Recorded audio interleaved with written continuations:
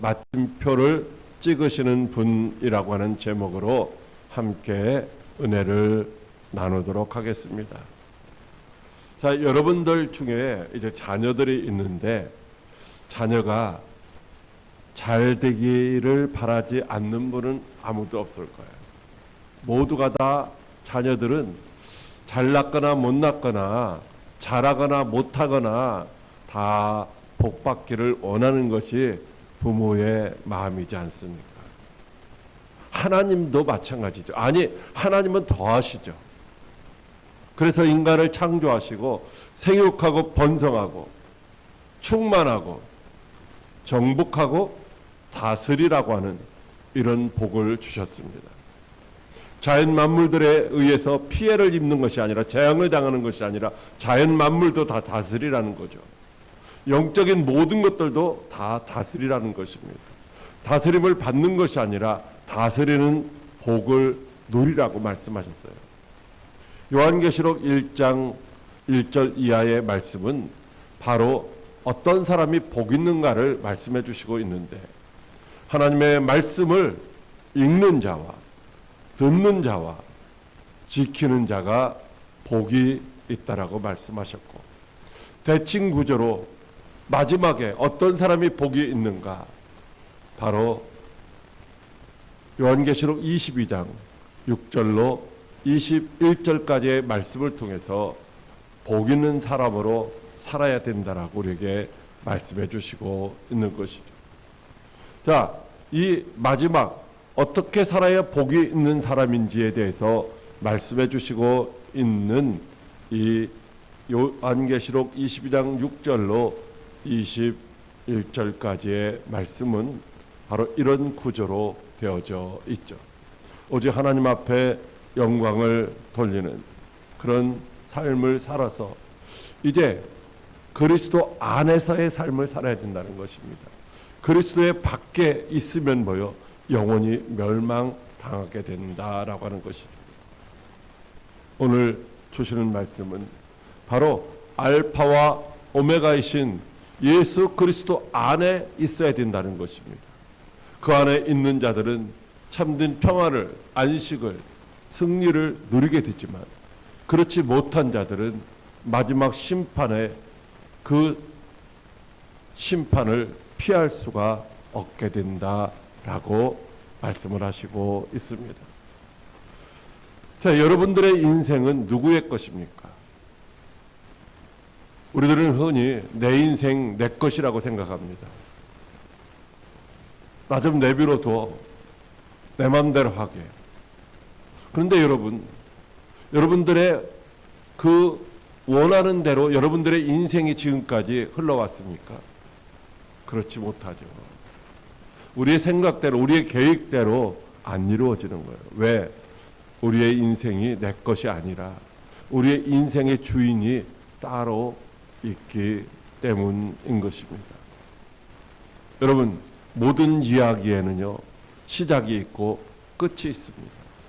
우리가 읽는 소설도, 우리가 보는 영화도 이제 마지막 순간이 있다는 것입니다.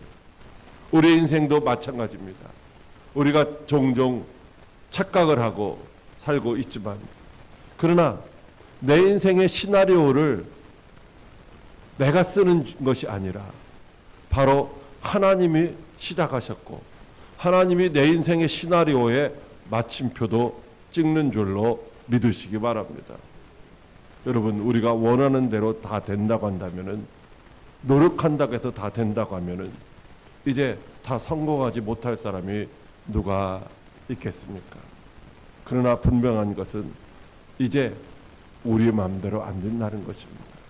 때로는 외부적인 환경에 의해서 내가 잘못될까 봐, 내 인생이 망쳐질까 봐, 때로는 어떤 전염병이나 때로는 어떤 전쟁이나 기근이나 환란이나 이런 것들에 의해서 내 인생이 망쳐지지는 않을까, 때로는 우리가 두려워하기도 합니다. 지난 시간에 말씀드렸지만요, 여러분, 기후재앙이나 핵전쟁이나 또 한 가지 심각한 문제가 뭐예요? 인공지능에 의한 재앙입니다. 어젠가에 뉴스에 보니까 미국에서는요 상당히 심각한 문제들이 발생하더라고. 인공지능, 우리가 즐겨 사용하는 챗GPT나 제미나이. 챗GPT에게 내가 이런 상태인데 어떻게 하면은 내가 이런 것을 회복할 수 있을까라고 하는 질문을 던지고 거기에 답을 주는 대로 내가 그런 약을 복용하고 했는데 더 심각해졌다는 거예요. 그래서 오픈 A를 상대로 소송을 제기하는 거예요. 여러분, 인공지능이 우리에게 좋은 정보를 주기도 하지만 완벽하지는 않다라고 하는 것입니다. 그러면 우리의 인생의 마침표는 누가 찍을 것인가 라고 하는 것입니다. 주님은 이렇게 말씀하십니다. 22장 13절 같이 읽습니다. 시작. 나는 알파와 오메가요 처음과 마지막이요 시작과 마침이라. 아멘. 성경의 66권의 시작은 창세기로 시작하고 마지막은 요한계시록으로 끝이 나게 됩니다. 그리고 오늘 22장의 말씀은 그 성경 전체의 마지막을 이야기하고 있습니다. 여러분, 성경은 사실 역사는 창세기의 시작에서 요한계시록으로 끝나는 것이 아닙니다. 일직선상으로 가서 거기서 끝나는 것이 아니라 이 역사는요 원으로 되어져 있어요. 즉 창세기의 시작에서 잃어버렸던 에덴 동산을 다시 요한계시록에서 회복하는 것으로 이렇게 끝이 나게 되어 있는 것이죠. 오늘 말씀은 이 세상에서 어떻게 하면은 우리가 성공할 수 있을까 노력하며 수고하던 인생들이 내 맘대로 내 뜻대로 안 된다고 좌절하고 낙심하고 절망하고 두려워하고 있는 우리들에게 하나님께서 역사의 주관자가 주님이시라고, 주님을 신뢰하고 의지하는 자는 반드시 승리하고 성공할 수 있다라고 말씀해 주시고 있는 줄로 믿으시기 바랍니다. 역사의 주관자가 주님이시기 때문에 우리 인생도 주님이 책임져 주실 줄로 믿으시기 바랍니다. 그래서 그리스도 예수 안에 있을 때 비록 우리가 환난을 당하고 고난을 당하지만 그러나 평안을 누리라고 말씀하시고 있습니다. 왜냐하면 우리에게는 예수님이 십자가에서 죽으시고 사망 권세를 깨뜨리시고 다시 부활하심으로 승리하신 것처럼 그리스도 예수 안에 있는 저와 여러분들 반드시 승리하게 될 줄로 믿으시기 바랍니다. 첫째로 오늘 이렇게 말씀하시고 있습니다. 주님이 오실 날이 가까웠다는 것이죠. 요한계시록 22장 12절 상반절 말씀, 보라 내가 속히 오리니 라고 말씀을 하시고 있습니다. 여러분, 속히 오리라 라고 말씀하시고 있는데 이것은 그냥 단순히 빨리라고 하는 물리적인 속도만 의미하는 것이 아니다 라고 하는 것입니다. 속히 오신다는 이 말씀 가운데에는요 반드시 오신다, 또 때로는 갑자기 오신다, 아니 내가 원하는 시간이 아닌 하나님이 정하신 그 시간에 오신다라고 하는 것입니다. 비록 우리가 더디다고 왜 빨리 오시지 않아요? 왜 빨리 내 인생의 문제를 해결해 주시지 않아요? 라며 답답해하고 또 주님을 기다리는 우리들을 바라보면서 세상 사람들이 야 주님 오신다더니 언제 오시냐? 벌써 2000년이라고 하는 시간이 지났는데 라며 조롱하고 멸시하지만 우리를 향하신 주님의 발걸음은 한순간도 멈춘 적이 없는 줄로 믿으시기 바랍니다. 오늘 여기 말씀하시는 이 속히라고 하는 이 말씀은 문법적으로 이미 주님이 우리를 향하여 출발하셨다라고 하는 의미가 담겨져 있는 것입니다. 주님이 오고 계시지만 하나님이 정하신 때, 정하신 그 순간에 그것을 맞추기 위해서 템포를 다만 조정하고 계신 줄로 믿으시기 바랍니다. 여러분, 초림하시는 예수님은요 죄인으로 영원히 죽을 수밖에 없는 인류를 구원하러 오신 사건이었습니다. 그러나 마지막 날 오시는 예수님은 뭐예요? 이 죄악된 세상, 믿지 않는 불신자들을 심판하러 오실 심판주의 모습이 있습니다. 그럼에도 불구하고 주님의 재림이 우리에게 두려움이 되지 않는 이유가 무엇일까요?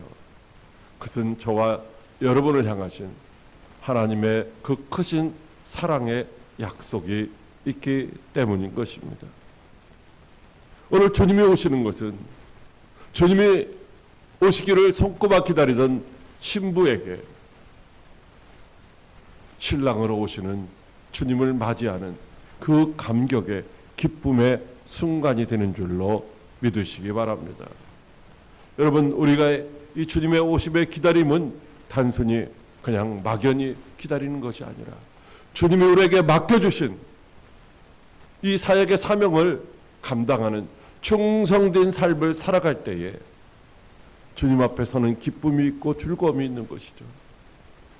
맡겨진 사명을 감당하는 그 일을 감당하기 위하여 때로는 환난과 핍박과 고난과 박해를 당한다 할지라도 끝까지 믿음으로 인내하고 있는 교회를 향한 바로 사랑의 약속이기 때문인 것입니다.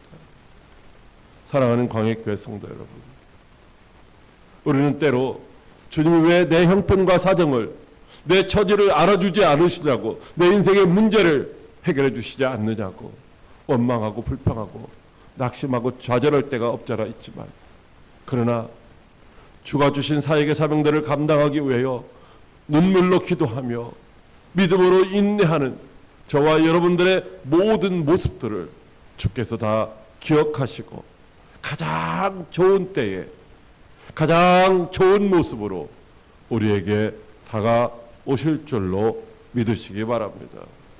오늘 우리가 해야 할 일이 무엇입니까? 주님 오시기를 기다리는 10명의 이제 처녀들이 5명은 기름과 등불을 충분하게 준비했고 5명은 이제 등불에 들어갈 기름 정도만 준비했었습니다. 주님은 우리가 생각하는 그때에 오시는 것이 아니라 바로 주님이 정하신 그때에 오시기 때문에 기름과 등불을 넉넉히 준비했던 슬기로운 5 처녀들이 신랑을 맞이했던 것처럼 바로 방주의 문이 닫히기 전에 방주에 들어갔던 8명의 이제 노아의 가족들이 구원받았던 것처럼 오늘 저와 여러분들이 신랑으로 오시는 주님을 맞이할 수 있는 그런 지혜로운 성도가 되어야 할 줄로 믿으시기 바랍니다. 여러분, 노아 시대에 방주를 짓는 기간이 해석에 따라 다르지만 100년이 넘습니다. 여러분, 100년이 넘는 시간이 꼭 걸려야만 방주가 완성되었을까요? 그렇지 않습니다. 하나님은 그 방주 짓는 일에 믿음으로 참여하는 사람들이 더욱더 많아지기를 원하셨던 것이죠. 다시 말하면 방주를 짓고 방주 안에 들어가는, 그래서 구원받아야 될 사람들이 더 많아지기를 원하셔서 오랫도록 기다리고 또 기다려 주셨던 것입니다. 그러나 그때 많은 사람들은 어떻게 했습니까? 하나님의 말씀을 외면했습니다. 자기들의 생각에 좋은 대로 시집가고 장가가고 먹고 마시는 일에 몰두했던 것이죠. 방주를 준비하는 일은 어떻게 보면 어리석은 모습과도 같았을 것입니다. 그러나 하나님이 정하신 때에 방주의 문은 닫혀버렸습니다. 더 이상 들어가고 싶어도 들어갈 수 없게 되었고, 그때부터 이 땅에는 40주야 비가 내리기 시작했고 온 땅을 이제 물로 덮었습니다. 호흡 있는 모든 것들은 다 죽임을 당하게 되었던 것이죠. 그러나 하나님이 예비하신 그 방주를 믿음으로 준비하며 그 방주 안에 들어갔던 노아의 8 식구는 단 한 사람도 실패하지 않고 모두가 다 안전하게 구원받은 줄로 믿으시기 바랍니다. 이 역사의 마지막 순간을 살아가고 있는 저와 여러분들도 마찬가지입니다. 오늘도 주님의 말씀 안에서 주님과 함께 동행하는 삶을 살아간다면 우리도 안전하게 보호받을 수 있고 하나님의 영광스러운 나라에 이르게 될 것입니다.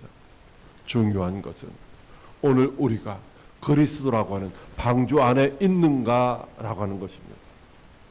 우리가 그리스도 안에 있으면 우리는 영원한 생명을 누리게 될 것이고, 방주이신 그리스도 밖에 있으면 세상에서 부는 환난과 핍박과 폭풍의 바람 속에 실패한 인생으로 멸망당할 수밖에 없다라고 하는 것입니다. 그날 그때에 우리가 주님 앞에 서게 되는데 모두가 다 기쁨으로 서는 것은 아니라는 것입니다. 주님은 오늘 이렇게 우리에게 말씀해 주시고 있습니다. 요한계시록 22장 12절 시작. 내가 줄 상이 내게 있어 각 사람에게 그가 행한 대로 갚아 주리라. 아멘. 여러분, 성경에 보면 주님이 우리에게요, 예배드리러 나올 때 공수, 즉 빈손으로 나오지 말아라, 이런 말씀을 하셨어요. 그런데 그 주님이 우리에게 오실 때 역시 마찬가지로 빈손으로 오시지 않는다는 거예요. 우리가 심은 대로, 우리가 행한 대로 주님이 우리에게 주실 것을 가지고 오시는 줄로 믿으시기 바랍니다. 즉 우리에게 주실 상이 있다라는 거예요. 그 상이 있는데 모두에게 공평하게 나눠주는 것이 아니라 각 사람이 행한 대로 갚아주시겠다라고 말씀을 하시고 있는 것입니다. 이 상은 바로 품삯을 의미하죠. 품삯. 품을 팔아야만 상을 받는 거예요. 아무것도 안 한 사람에게는요, 아무것도 주지 않는 거예요. 이 상은 정당한 대가로 주는 거예요. 무조건 모든 사람들에게 그냥 나눠주는 것이 아니라는 것입니다. 하나님은요, 공의로운 재판장이시기 때문에 우리의 눈물과 우리의 인내와 우리의 수고와 우리의 그 믿음의 여정들을 다 기억하시고 수고한 대로 갚아 주시는 줄로 믿으시기 바랍니다. 자, 그런데 우리들이 하나님 앞에서 행한 것들이 여러분 어떤 것일까요? 하나님이 보시기에 정말로 아름답다고, 정말로 착하고 충성진 종이라고 우리가 다 칭찬받을 수 있을까요? 여러분, 하루에 12시간 아니 24시간을 한번 쪼개서 살펴보십시오. 많은 사람들이 8시간은 충분히 자야 된다고 말을 하고 있죠. 나머지 16시간을 누구를 위해서 살았습니까? 주님을 위해서 살은, 주님을 생각하며 사는 시간은 과연 얼마나 될까요? 여러분, 우리의 행위, 즉 우리의 생각과 우리의 말과 우리의 행동이 정말로 하나님 앞에서 의로운 삶이라고 인정받을 수 있을까요? 물론 우리의 구원이 행위로 말미암아 얻어지는 것은 아닙니다. 그러나 분명히 우리가 행한 대로 갚아 주시겠다라고 말씀하시고 있는데 우리의 행위는 마치 누더기 같다라고 하는 것입니다. 순간적으로 생각이나 말이나 행동이 주님의 마음에 합한 그런 생각과 말과 행동을 할 때도 있지만 대부분은 그렇지가 않다는 것입니다. 그래서 주님 앞에 서는 것이 때로는 두렵고 떨림이 될 수 있다는 것입니다. 그러나 염려하지 마시기를 바랍니다. 왜냐하면요, 우리의 행위가 아니라 주님이 행하신 것을 믿는 믿음, 그 믿음을 주님이 보시고 우리에게 갚아 주실 줄로 믿으시기 바랍니다. 예수님이 저와 여러분을 위해서 짊어지셨던 그 십자가 대속의 은혜를 우리가 믿을 때에, 우리가 예수님과 믿는다고 하는 것은 무엇입니까? 믿는 것은요, 영접하는 거예요. 믿는 것을 다른 말로 하면요, 연합되고 묶인다라고 말씀드렸습니다.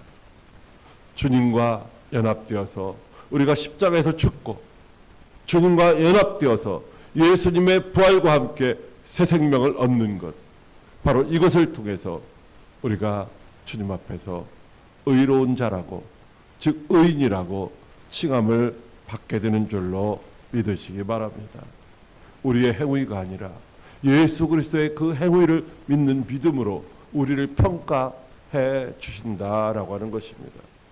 주님 앞에 서는 날 우리의 잘잘못, 우리의 허물된 그런 모습들을 다 판단하시고 정죄하시고 비판하시는 것이 아니라 주님이 행하신 그 거룩한 십자가의 사건을 우리가 믿는 믿음을 보시고 우리도 그 안에서 의롭다고 말씀해 주시는 줄로 믿으시기 바랍니다. 오늘 지속적으로 주님을 위해서 살아가지는 못하지만 때로는 새벽 예배에 흘리는 이제 눈물, 한 영혼을 위하여 애쓰고 힘쓰고 수고하는 그 인내, 그리고 한 영혼의 구원을 위하여 섬기는 그 희생과 헌신, 이런 모든 것들을 주님이 기억하시고 하늘 창고에 두어서 마지막 때에 우리의 허물을 보시는 것이 아니라 우리 행한 착한 일들만 보시고 우리에게 상 주실 줄로 믿으시기 바랍니다. 여러분, 다윗은 사울왕에게 말할 수 없이 많은 미움을 받으며 15년이라고 하는 길고 긴 시간 동안 도망자의 삶을 살았습니다. 여러분, 우리 같으면 어떨까요? 아니, 오늘날 많은 사람들은 그렇습니다. 집안 대대로 원수 집안으로 살아가는 사람들도 보게 됩니다. 부모끼리 원수되었는데 자녀들도 그냥 원수로 살아가고 있습니다. 일제강점기 36년의 그 아픔을 직접 경험하지 못한 세대인 우리들도 때로는 이유 없이 일본이 미움의 대상이 되기도 하는 것이죠. 그런데 다윗은 어떻게 했습니까? 다윗은 사울의 그런 미움을 받았지만 그 미움을 받는 동안 사울의 아들인 요나단이 자기를 도와줬던 것, 식탁에서 함께 식사를 할 수 있게 해주었고, 사울왕이 자기를 죽이려고 할 때 피난 갈 수 있도록 알려주었던 그 요나단의 사랑을 마음에 새겼습니다. 그리고 훗날 사울과 요나단이 죽고 이 정권이 바뀌어지는 과정 속에서 요나단의 아들 중에 한 사람이 다 죽임을 당했는데 그 한 사람이 도망가다가 다리를 다쳐서 쩔뚝거리며 피난 가서 숨어서 지내고 있다는 이야기를 들었습니다. 그 사람의 이름이 무비보셋인데 다윗은 그를 찾아서 그가 행한 일은 아무것도 없습니다. 그가 행한 일은 아무것도 없지만 그의 아버지 요나단의 그 사랑을 생각하며 그와 맺었던 그 약속을 따라서 무비보셋의 평생을 자기의 상에서 함께 음식을 먹을 수 있도록 그렇게 은총을 베풀어 준 줄로 믿으시기 바랍니다. 오늘 우리들을 향한 은혜도 마찬가지입니다. 우리가 은혜 받을 만한 일을 했기 때문이 아니라는 것입니다.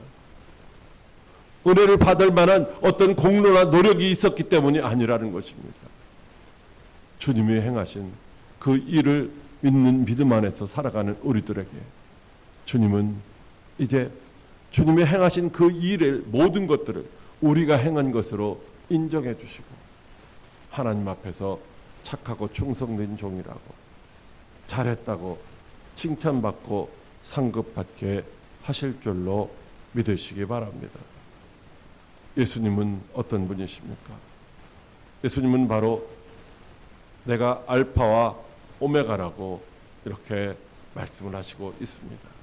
다시 한번 읽습니다. 시작.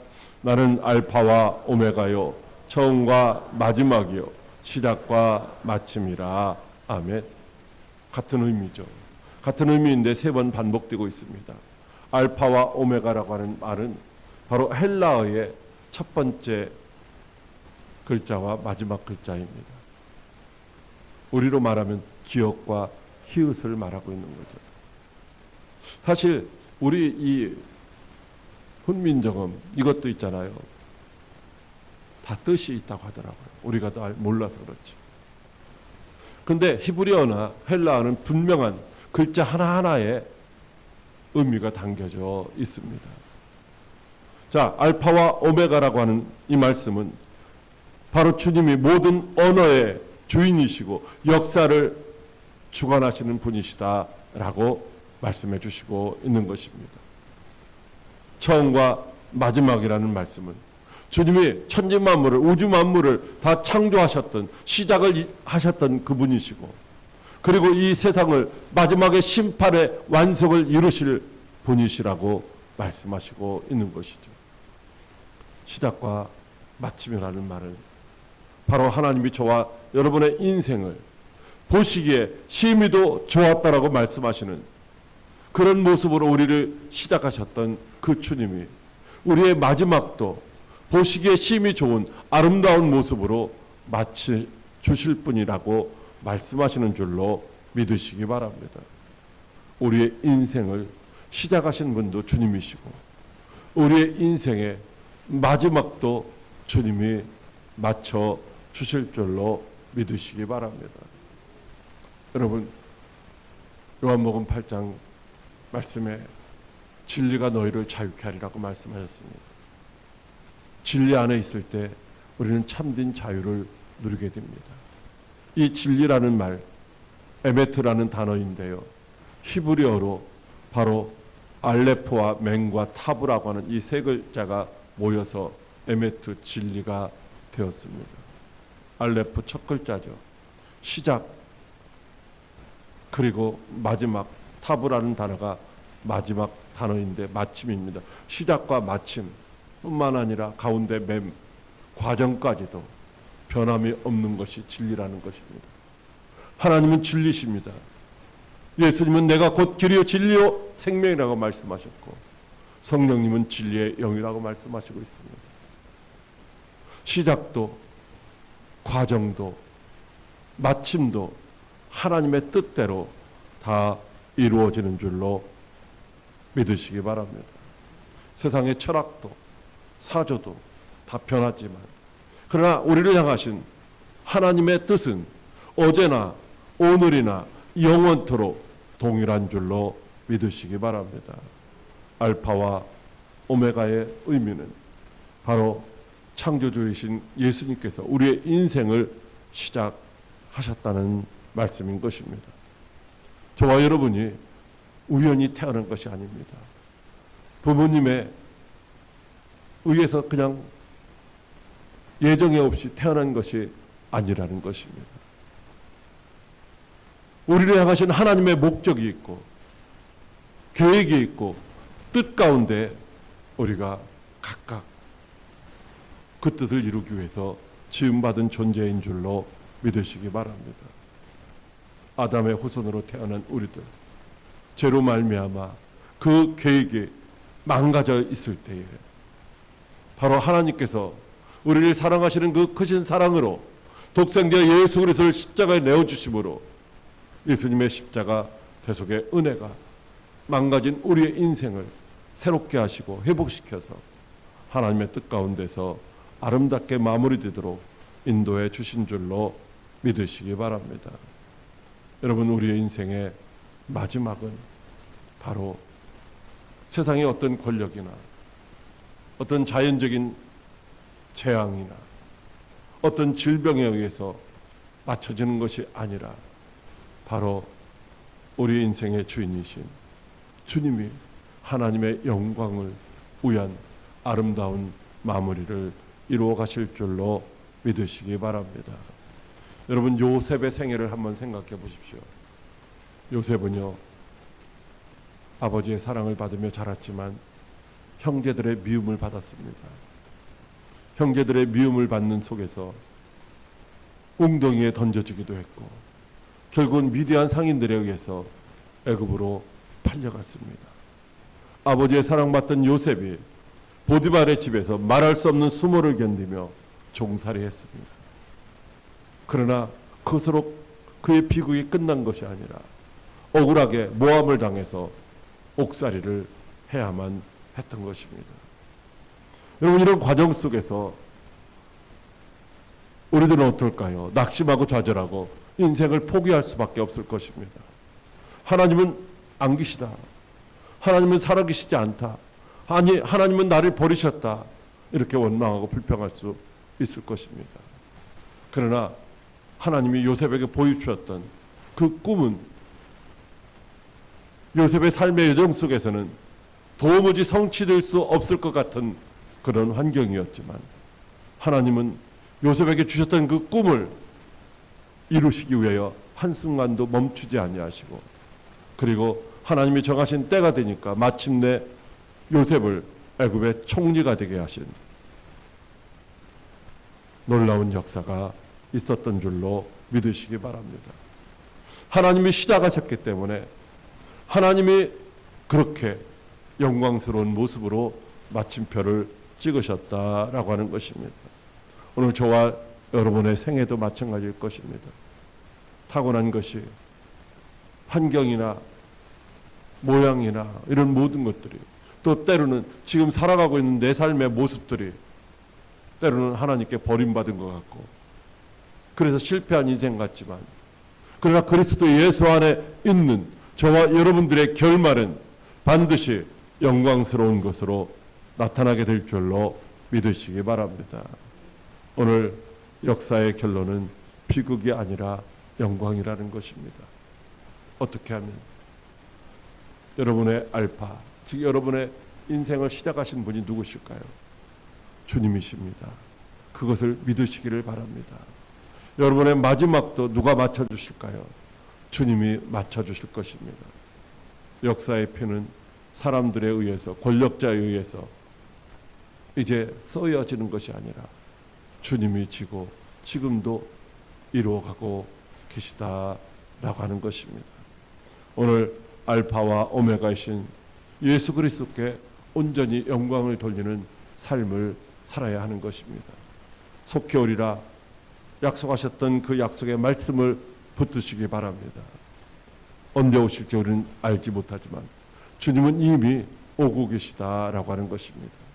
우리 인생의 모든 것들을 시작하신 분이 가장 아름답게 맞춰 주실 것을 믿으시기를 바랍니다.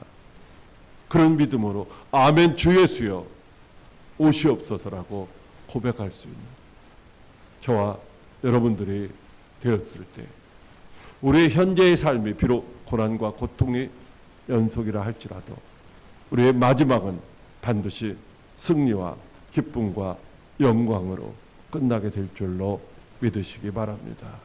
기도하겠습니다.